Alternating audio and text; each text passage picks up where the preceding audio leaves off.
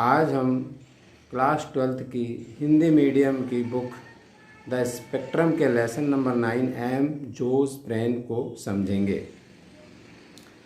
इसमें इस पूरे लेसन में लगभग 18 पैराग्राफ हैं और मैं आपको इस लेसन को 2 पार्ट में समझाने की कोशिश करूँगा। और इसमें मस्तिष्क के बारे में, मस्तिष्क की क्रियाकलापों के बारे में, वर्किंग के बारे में पूरा बताया गया है। इस कई वैज्ञानिकों के अनुसंधान का ये सार है, इसलिए इसका राइटर किसी को न मान के जो प्रकाशक है उसको माना जाए। तो जो फर्स्ट पैराग्राफ है वो इस प्रकार से है कि compare to me other wonders of the universe pale into insignificance. I am a 1.5 kilo mushroom of grey and white tissue of gelatinous consistency. No computer exists that can duplicate all my merit functions. My component parts are staggering in number. Some 30 billion neurons and 5 to 10 times that number of glial cells, and all this fitted into the crown of size 7 hat. I am Joe's brain.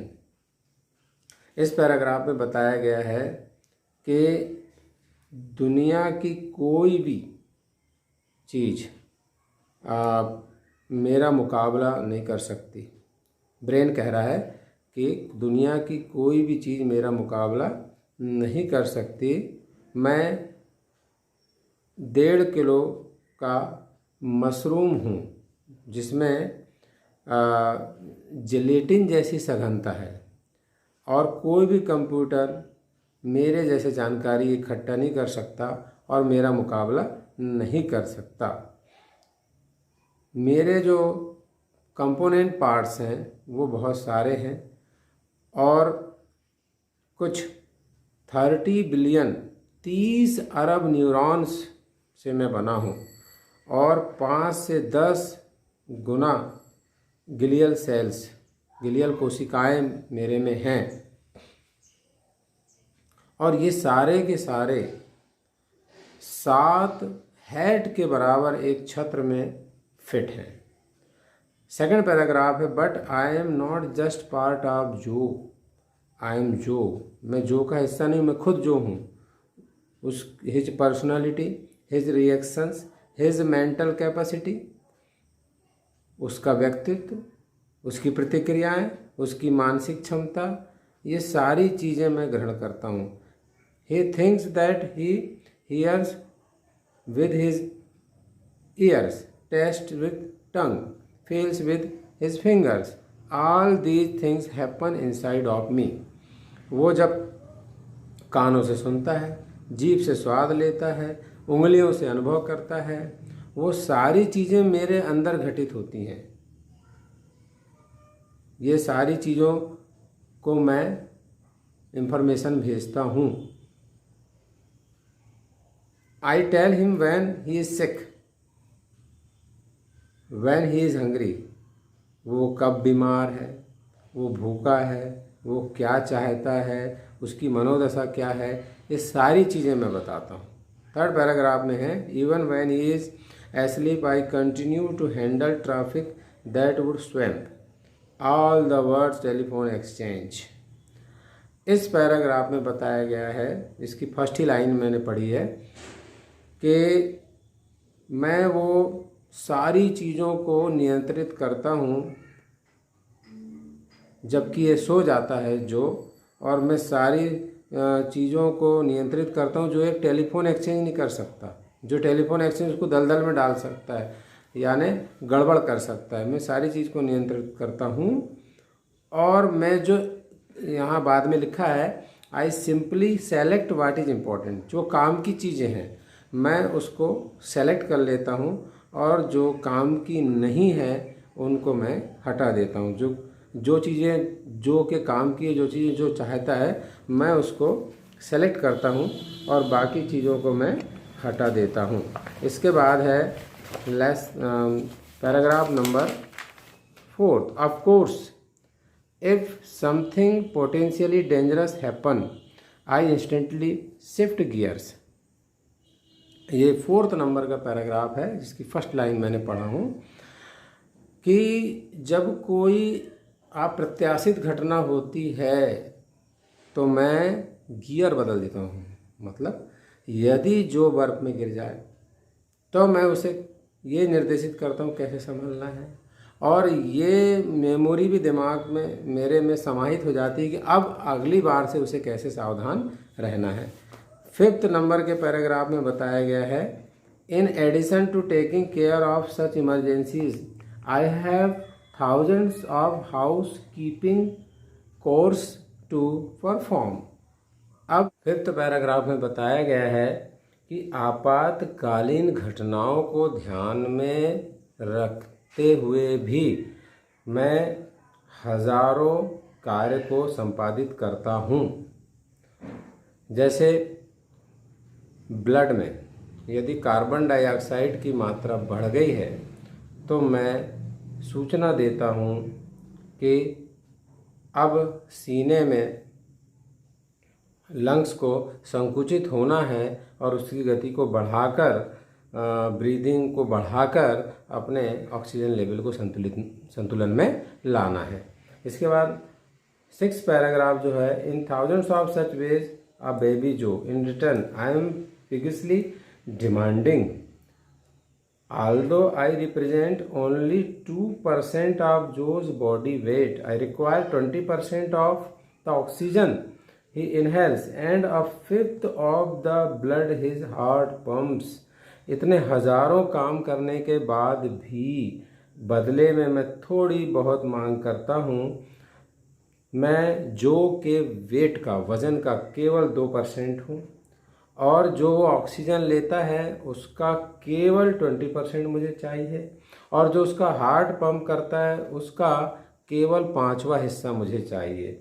ये सारे काम के बदले मैं ये सारी चीज़ें लेने के बदले में मैं उसकी हजारों प्रकार से मदद करता हूँ।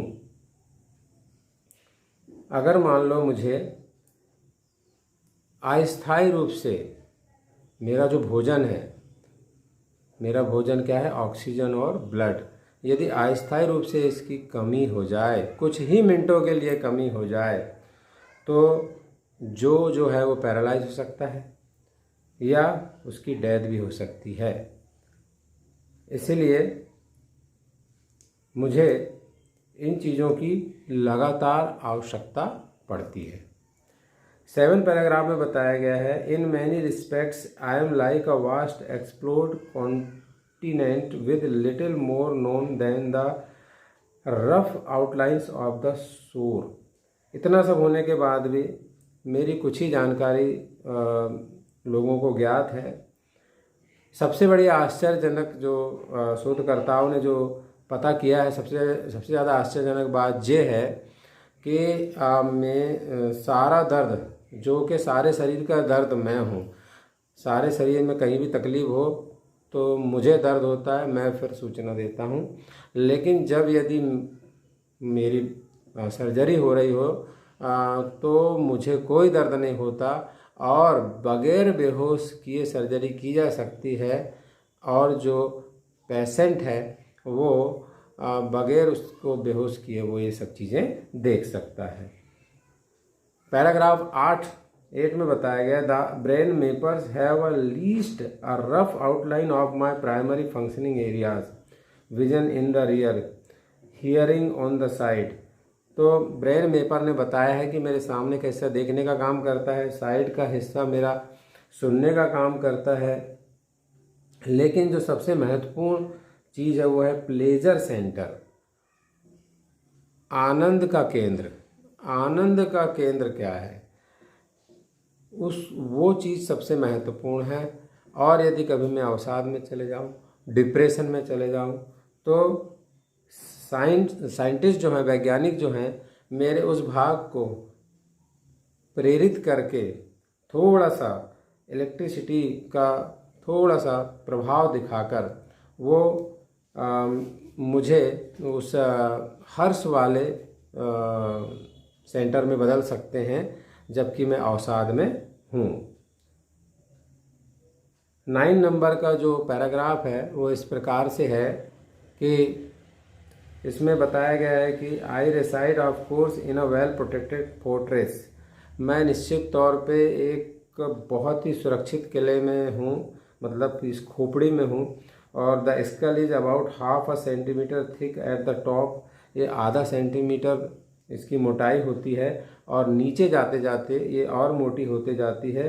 और मैं एक लिक्विड में, मैं एक द्रव्य में तैरते रहता हूँ ताकि किसी झटके से, किसी धक्के से के बाद होने वाले नुकसान से मुझे बचाया जा सके।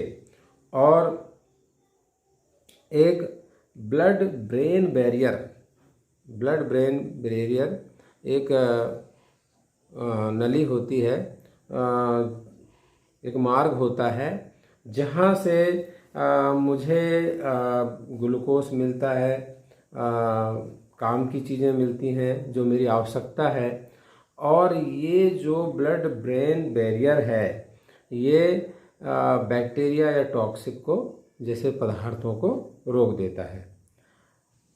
Most painkillers and anaesthetics pass in with ease. लेकिन पेन किलर, दर्दनाशक दवाएं और बेहोशी करने वाली दवाएं दुर्भाग्यपूर्ण तरीके से ये मेरे अंदर प्रवेश कर जाते हैं, जिनमें अल्कोहल भी है और हेलोसिनोजेनिक भी है drugs that widely distort my normal activities. I may even hear a visual image. कई बार मुझे दिखने वाली चीज़ें भी सुनाई पड़ने लगती हैं।